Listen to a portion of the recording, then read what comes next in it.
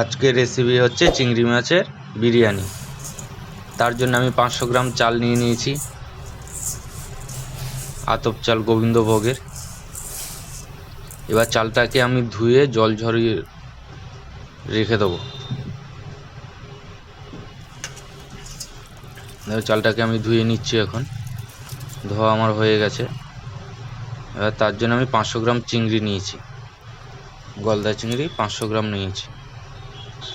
চিংড়িটার লেজটার মাথাটা রেখে দিয়েছি। চিংড়িটা ভাজা করার জন্য আমি লবণ দিয়ে দিচ্ছি পরিমাণ মতো, আর কিছুটা পরিমাণ মতো হলুদ দিয়ে দেবো।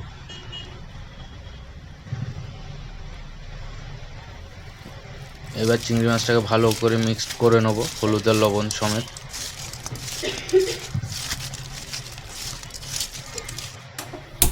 মিক্সড হয়ে গেছে। এবার আমি ফ্রাইং প্যানটাকে গরম করে এর মধ্যে আমি অয়েল দিয়ে দিলাম। অয়েলটা গরম হয়ে গেলে আমি চিংড়ি মাছগুলোকে ভাজা করে নেবো এক এক করে।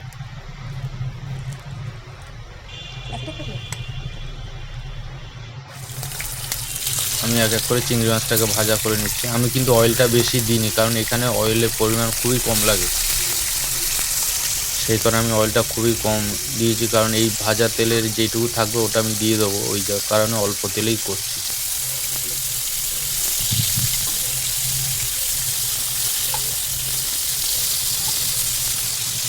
তোমরাও চেষ্টা করবে চিংড়ি মাছটা এরকম রাখতে, মাথাটা একটু রেখে দেবে আর লেজটা কাটবে না, দেখতে ভালো লাগে, সেই কারণে রাখো। আমি চিংড়ি মাছটা ভাজা হয়ে গেছে, এক এক করে এবার তুলে নিচ্ছি।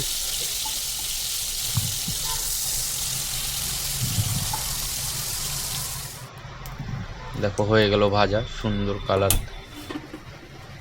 এবার আমি যে পাত্রতে করবো সে পাত্রটা গরম হয়ে গেলে এর মধ্যে আমি কিছুটা পরিমাণে ঘি দিয়ে দেবো। আমার ঘিটা ফ্রিজে রাখা ছিল, ওই কারণে বরফের মতো জমে গেছে।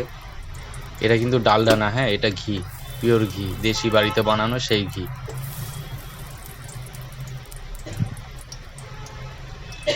এবার ঘিটা গরম হয়ে গেলে আমি কিছুটা তেল দিয়ে দেবো। তেলটা আমি যে চিংড়ি মাছটা ভাজা করেছিলাম সেই তেলটাই আমি দিয়ে দিচ্ছি। তেলটা একদম বেশি লাগে না, সামান্য পরিমাণ তেল দেবে। এর মধ্যে আমি গোটা গরম মশলা দিয়ে দিলাম।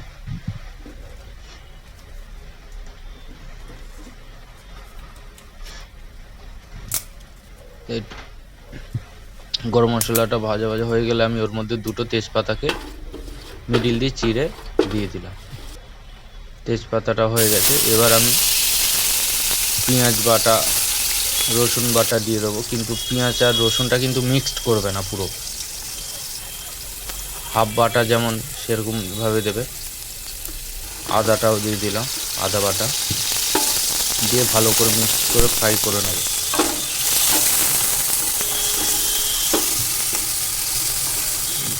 কালারটা হালকা চেঞ্জ হয়েছে। এবার এর মধ্যে আমি টমেটো পেস্ট দিয়ে দেবো।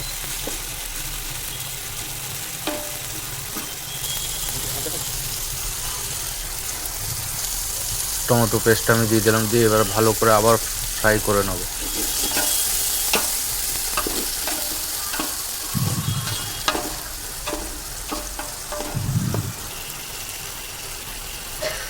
কাঁচা লঙ্কাটা কুচি কুচি করে দিয়ে দিলাম, এই কারণে ফ্লেভারটা ভালো আসবে, সেই কারণে আমি কাঁচা লঙ্কাটা দিয়েছি। তোমরা চাইলে নাও দিতে পারো কাঁচা লঙ্কাটা। এবার আমি পরিমাণ মতো লবণ দিয়ে দিচ্ছি, পরিমাণ মতো হলুদ দিয়ে দিচ্ছি, আর সামান্য যে যেমন ঝাল খেতে চাও সেই অনুযায়ী ঝাল দেবে। আমি জিরের গুঁড়ো দিলাম। এটা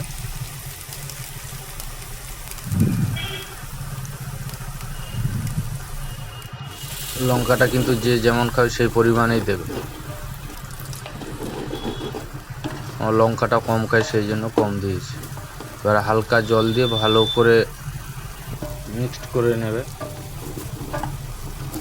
মশলাটা ভাজা ভাজা হয়ে গেলে কালার এসে গেছে, দেখো। এবার আমি এর মধ্যে ছেড়ে দেবো যে চিংড়ি মাছগুলো ভাজা করে রেখেছিলাম, সেই চিংড়ি মাছগুলো দিয়ে দিলাম। দিয়ে আমি 5 মিনিটের জন্য চিংড়ি মাছটাকে ভালো করে ফুটিয়ে নেবো। মিক্সড করে জল দেবো না কিন্তু, খুব সামান্য পরিমাণ জল দেবে, একদম জল না দিলে তোমার মিক্সড হবে না মশলাগুলো, সেই কারণে সামান্য পরিমাণে জল দেবে। জল দিয়ে আমি 5 মিনিটের জন্যে ফুটিয়ে নেবো ভালো করে। তারপরে আমি চিংড়ি মাছগুলোকে আবার তুলে নেব।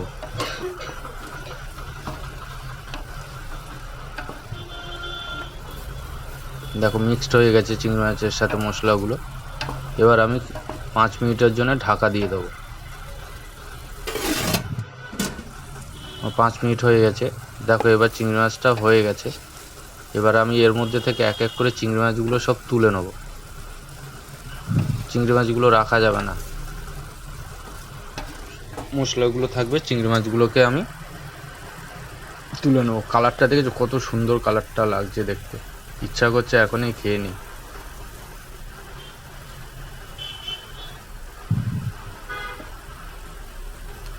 আমি এক এক করে সব চিংড়িগুলো তুলে নেব। দেখো চিংড়িগুলো সব তুলে নিয়েছি। দেখো মশলাটা, এই যে মশলাটা পড়েছিল সেই মশলাটা, এবার এর মধ্যে আমি জল ঝারিয়ে যে আতপ চালটা রেখেছিলাম গোবিন্দভোগে, সেই চালটা দিয়ে দিলাম।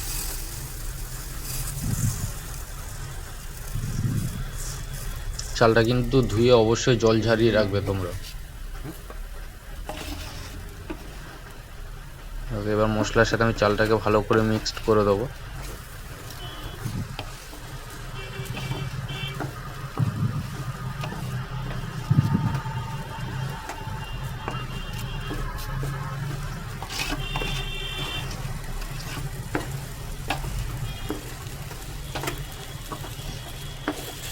দেখো মশলাটা পুরো মিক্সড হয়ে গেছে।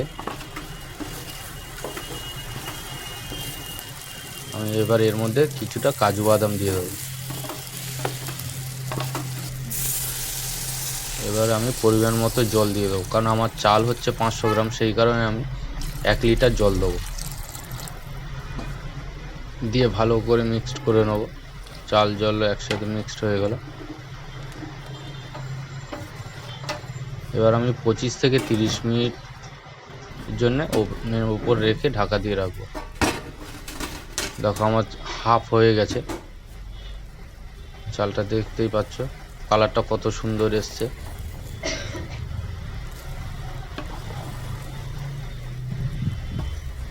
দেখো চালটা প্রায় হয়ে গেছে। এর মধ্যে আমি এবার সেই চিংড়ি মাছগুলোকে মিক্সড করে দেবো। দিয়ে ভালো করে একটু নেড়ে নেবো।